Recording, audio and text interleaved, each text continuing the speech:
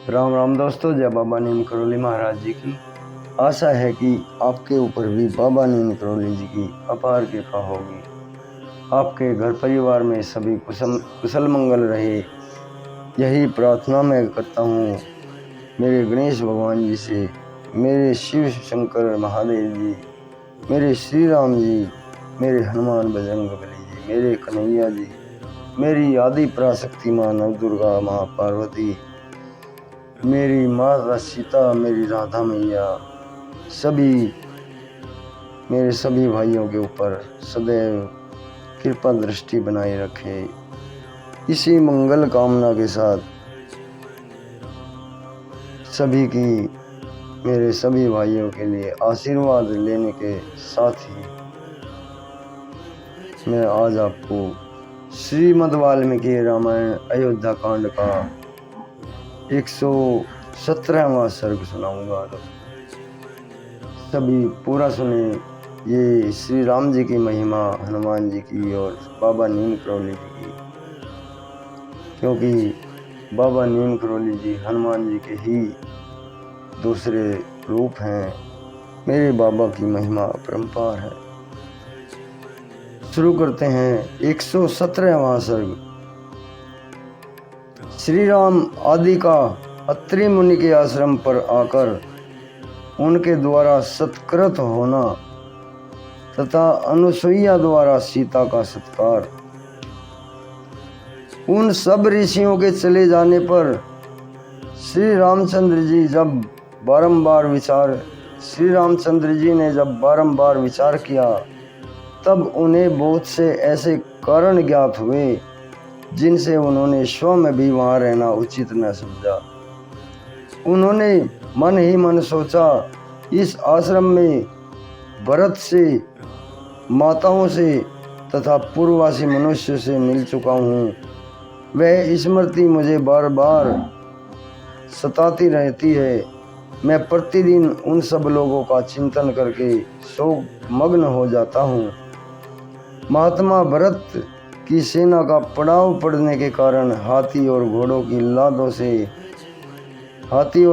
लीदों से यहाँ की भूमि अधिक अपवित्र कर दी गई है। अतः हम लोग भी यहाँ से अत्यंत चले जाएंगे।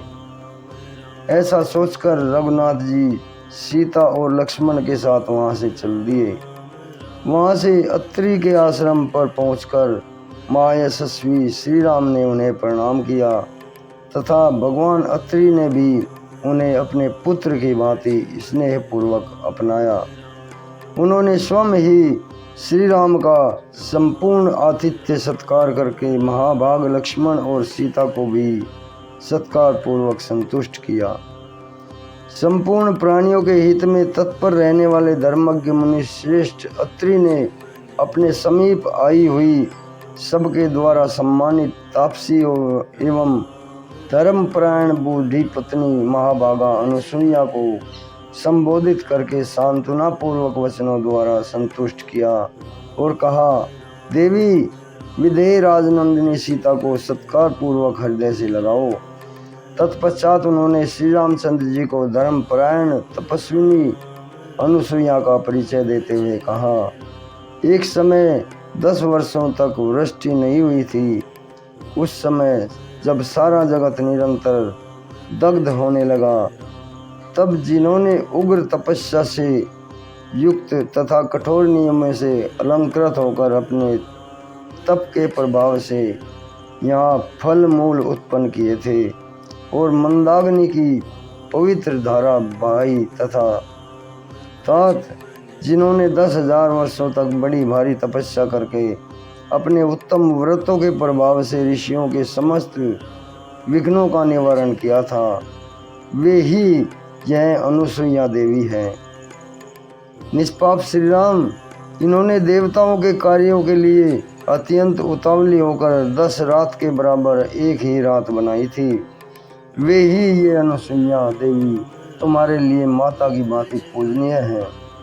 ये संपूर्ण प्राणियों के लिए वंदनीय तपस्विनी, क्रोध तो इन्हें कभी छू भी नहीं सकता। विदेह नंदिनी सीता इन वृद्धा अनुसुईया देवी के पास जाएं ऐसी बात कहते हुए अत्रि मुनि से बहुत अच्छा कहकर श्री रामचंद्र जी ने धर्मज्ञा सीता की ओर देखा और कहा, राजकुमारी, महर्षि अत्रि के वचन तो तुमने सुन ही लिए। अब अपने कल्याण के लिए तुम शीघ्र ही तपस्विनी देवी के पास जाओ, जो अपने सत्कर्मों से संसार में अनुसुईया के नाम से विख्यात हुई हैं। वे तपस्विनी देवी तुम्हारे आश्रय के योग्य हैं, तुम शीघ्र उनके पास जाओ। श्री रामचंद्र जी की यह बात सुनकर यशस्विनी मिथिलेश कुमारी सीता धर्म को जानने वाली अत्रि पत्नी अनुसुईया के पास गई। अनुसुईया वृद्धावस्था के कारण शिथिल हो गई थी, उनके शरीर में झुर्रियाँ पड़ गई थी तथा सिर के बाल सफ़ेद हो गए थे। अधिक हवा चलने पर हिलते हुए कंदली वृक्ष के समान उनके सारे अंग निरंतर कांप रहे थे। सीता ने निकट जाकर शांत भाव से अपना नाम बताया और उन महाभागा पतिव्रता अनुसुईया को प्रणाम किया। उन संयमशीला तपस्विनी को प्रणाम करके हर्ष से भरी हुई सीता ने दोनों हाथ जोड़कर उनका कुशल समाचार पूछा।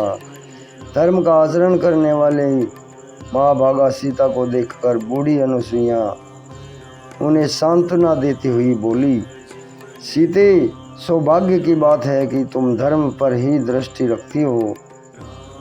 मानिनी सीते, बंधु बांधवों को छोड़कर और उनसे प्राप्त होने वाली मान प्रतिष्ठा का परित्याग करके तुम वन में भेजे हुए श्री राम का अनुसरण कर रही हो।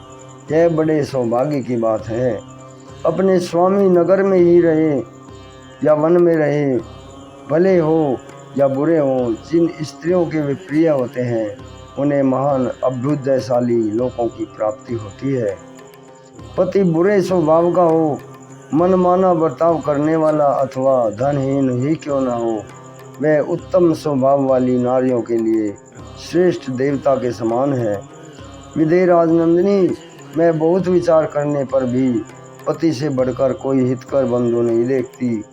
अपनी की हुई तपस्या के अविनाशी फल की भांति वह इस लोक में और परलोक में सर्वत्र सुख पहुंचाने में समर्थ होता है। जो अपने पति पर भी शासन करती हैं, वे काम के अधीन चित्त वाली असाध्वी स्त्रियां इस प्रकार पति का अनुसरण नहीं करती।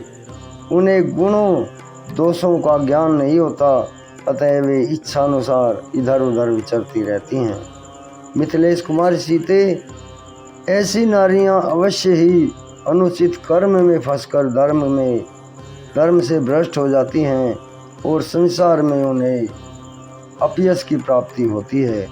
किंतु जो तुम्हारे समान लोक परलोक को जानने वाली साध्वी स्त्रियां हैं, वे उत्तम गुणों से युक्त होकर पुण्य कर्मों में संलग्न रहती हैं, अतः वे दूसरे पुण्य कर्मों को पुण्य आत्माओं की भांति स्वर्ग लोक में विचरती हैं।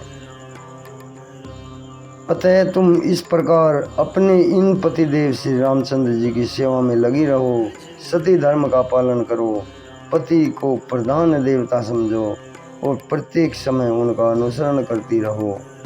अपने स्वामी की सहधर्मिता बनो, इससे तुम्हें सुयश और धर्म दोनों की प्राप्ति होगी। इस प्रकार श्री वाल्मीकि निर्मित आर्ष रामायण आदि काव्य के अयोध्या कांड में 117वां सर्ग पूर्ण हुआ। जय श्री राम, जय हनुमान जी की जय, बाबा नीम करोली महाराज जी की।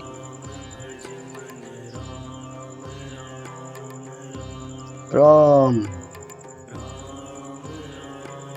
तो दोस्तों, आज ये पाठ संपन्न हुआ है 117वां सर्ग।